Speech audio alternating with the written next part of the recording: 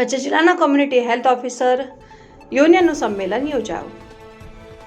બેઠકમાં યુનિયનના વિવિધ હોદ્દેદારોની વરણી કરવામાં આવી. તાજેતરમાં આંબેડકર ભવન ભુજ ખાતે ગુજરાત સ્ટેટ CHO યુનિયનના માર્ગદર્શન હેઠળ કચ્છ જિલ્લાના કોમ્યુનિટી હેલ્થ ઓફિસર યુનિયનની મિટિંગનું આયોજન કરાયું, જેમાં સ્ટેટ યુનિયનના પ્રમુખ જયકુમાર મહેતા, જોઈન્ટ સેક્રેટરી જનક શર્મા અને ખજાનચી હર્ષલ હડિયાની ઉપસ્થિતિમાં કચ્છ જિલ્લાના યુનિયનની જિલ્લા શાખાનું નિર્માણ કરવામાં આવ્યું અને CHOને થઈ રહેલા તમામ પ્રશ્નો અંગે ચર્ચા કરવામાં આવી.